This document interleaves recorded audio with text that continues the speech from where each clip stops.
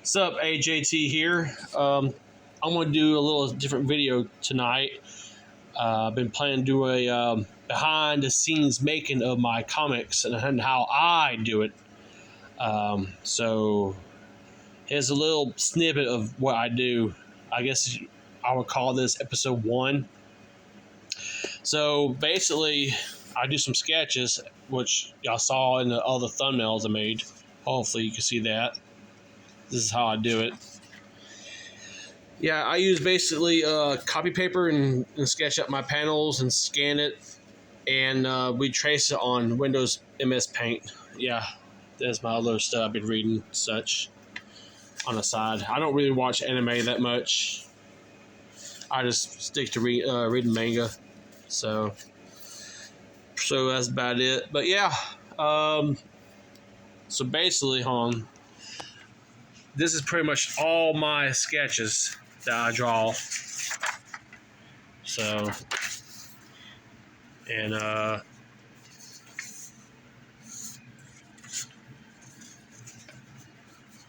see, for me, when I draw my panels, I don't like drawing characters because then it says I'm a one-man creator. I overlaps with another panel and have people on it. That way I can always reuse it. That way it'll save me some time. And yeah, I'm looking at my Queen Cobra issue. I think issue 1, 2, 3, 4, 5, 6. I've done so many pages and panels and chapters I forgot. I'm always keeping up the continuity. That's one thing. I'm always paying attention to my continuities. And so that way, if I do my panels, so the next issue will be a really long one. I know what day it is because it'll be taking place within a week because I'm setting up this big fight. So this is how I pretty much do it.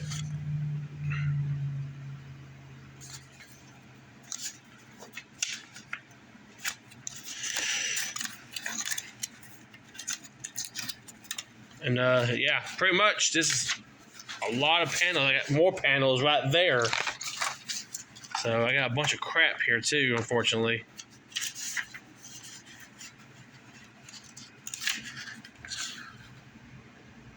I might do some more showcase to show you the old art I used to do back in the early 2000s, how I improved and such over the years. As an artist, I pretty much kind of gave up because I was trying to be like one of those top tier, but then it says I gave up on trying to be a top tier. Here's another character I came up with, but that's for another time.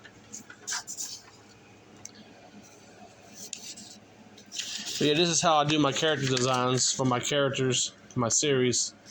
I don't waste a whole bunch of time on creating stuff. I just do it right off the bat. I don't do no sketches. Not sketches, like, panels or a storyboard. I just do it right off the bat because my ideas will always change every few seconds. So yeah, here's another sketch I did. This is pretty much what I do. I develop a photographic memory, work on different poses and such.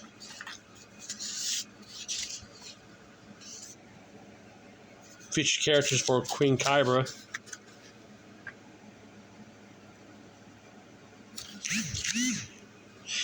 Yeah, the reason why it's called Queen Cobra is it was supposed to start with a K, but I decided to have the letter C because the letter C represents a crown.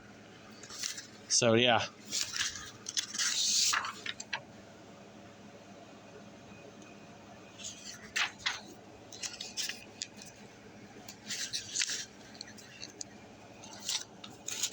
Yeah, I might have to reorganize this, make it better. But yeah, I got so much paper and so much junk.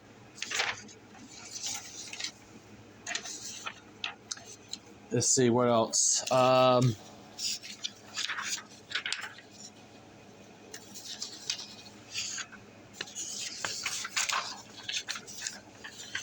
Keep your eye on these type of enemies in Queen Cobra. They're really cool. They're like my version of movies that I hated, and kind of like they say, kind of like misquotes from movies that I hate.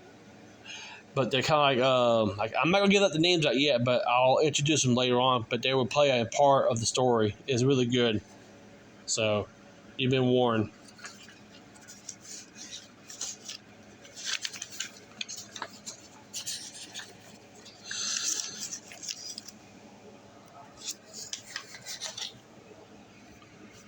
And this is my sketches I did for my Barnberries, the Four Sisters at Law. So I'm always having numbers so I know which one's who is the oldest and youngest. That's the oldest, that's the second, third, and fourth. And that's the fourth one. Her name is Domitricia. And they're in the next issue of Rebel Blazing Hard.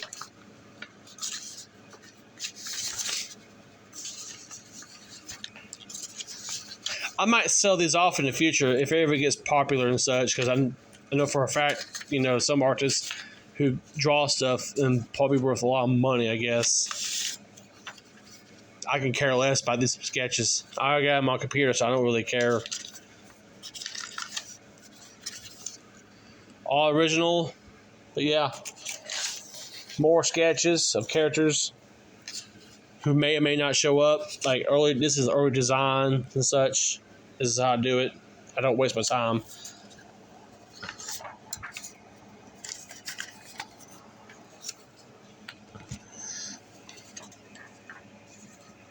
And it's so funny is that when I created this, they were supposed to be sisters, but I went to work one day and I heard a song from Billy Idol, White Wedding, and boom, and that's how I came up with this. But yeah, the thing about the not made for modern audiences is basically letting you know that what you read had nothing to do with political, no wokeness, no BS. Just straight up two things that I focus on in my comic books is entertainment and fantasy. That is it. That's the only thing I focus on. And this is my latest issue of Queen Kybra.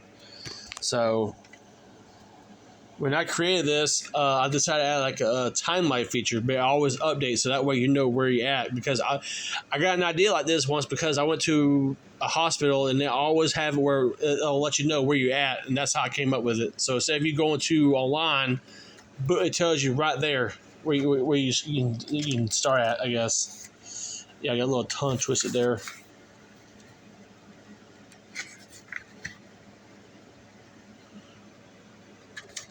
So basically, this pretty much tells you what's happened in the previous story and such.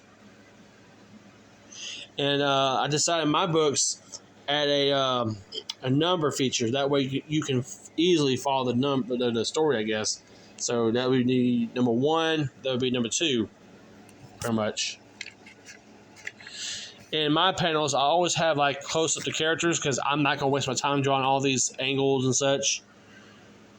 And so that way you know exactly what's going on. I'm always leaving out a whole bunch of people, but you just got to use your imagination, I guess.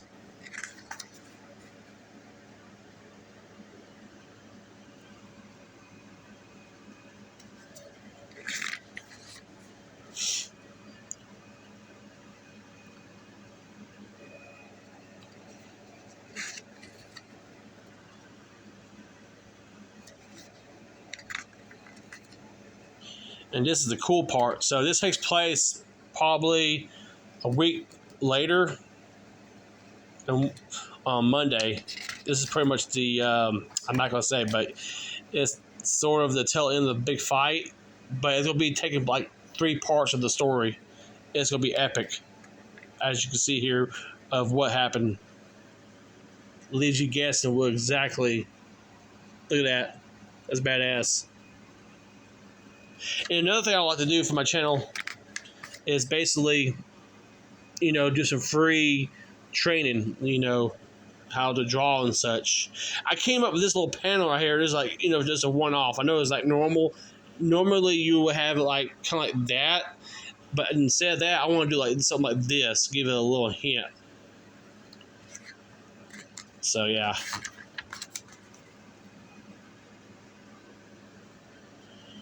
And that's where it leads to.